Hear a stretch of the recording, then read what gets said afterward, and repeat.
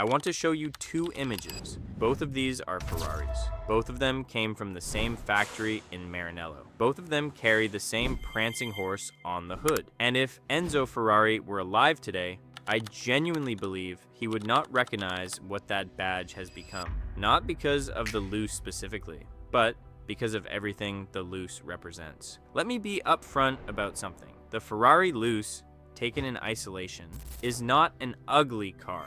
The surfacing is clean. The proportions are considered. The details are fine, but that's almost the point. Fine is not a word that should ever describe a Ferrari. Ferraris were never supposed to be fine. They were supposed to make you feel something.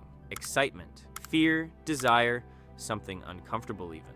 The Luce makes me feel nothing, and that's a problem that goes far deeper than one concept car. Because the Luce isn't a mistake, it's a direction. It's Ferrari telling you, loudly and deliberately, where this company is going. And where it's going is away from everything that made it Ferrari.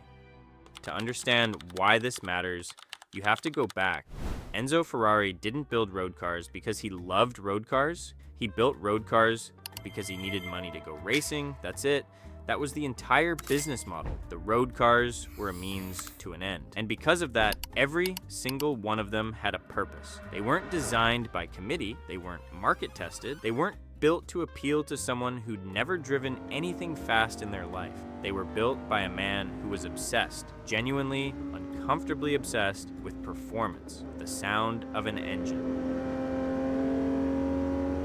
That obsession produced the 250 GTO, the F40, the 288 GTO, cars that weren't comfortable, cars that weren't easy to live with, cars that would genuinely hurt you if you weren't paying attention. And that was the point. You bought a Ferrari because you wanted to be close to something dangerous, something alive, something that demanded respect. Now, here's where it gets complicated, because Ferrari didn't change overnight. It happened gradually, and it happened because of money. When Fiat took a controlling stake in Ferrari in 1969, the pressure to produce more cars more consistently and for more types of buyers started to creep in, slowly at first, then faster. By the time Ferrari went public in 2015, listed on the New York Stock Exchange, the transformation was complete. Ferrari was no longer a car company first. It was a luxury brand, a lifestyle brand. The cars became almost secondary to the merchandise, the experiences, the exclusivity, and you can see it in the product line. The Purosangue, a Ferrari SUV, the Roma, a Grand Tour designed to be approachable and comfortable. And now the Luce. None of these are bad cars necessarily, but none of them are what Ferrari was.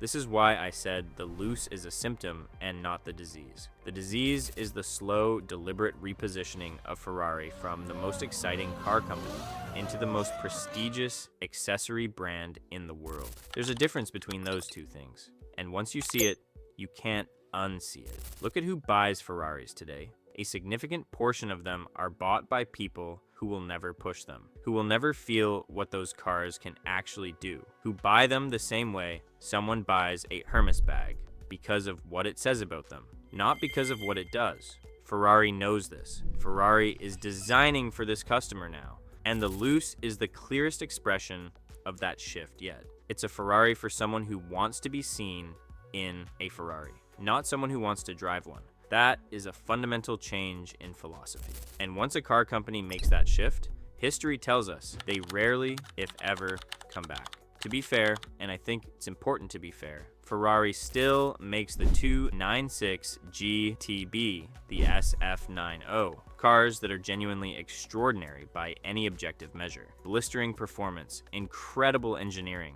but even those feel different now. Filtered, managed, safe in a way that the old cars never were. The F40 had no ABS, no traction control, no driver aids. It was essentially a race car with a number plate. Ferrari built it because Enzo wanted one last statement before he died. Can you imagine any version of Ferrari today making that decision? Building a car with no safety net, no comfort, no compromise, just pure, unfiltered speed and noise and danger? No, because that's not who they are anymore. And the Luce is the proof. The frustrating thing, and I mean genuinely frustrating, is that this was probably inevitable. Great car companies get big, they go public, they chase wider audiences, They hire consultants who talk about brand evolution and new customer segments. And slowly, the thing that made them special gets polished away until there's nothing left but the badge. Ferrari isn't dead, not yet. But the Luce tells me they know exactly who they're becoming. And it isn't Enzo's Ferrari. Drop your thoughts in the comments. I'm curious whether you think there's a version of this story where Ferrari finds its way back, or whether this is just what happens to every great brand eventually.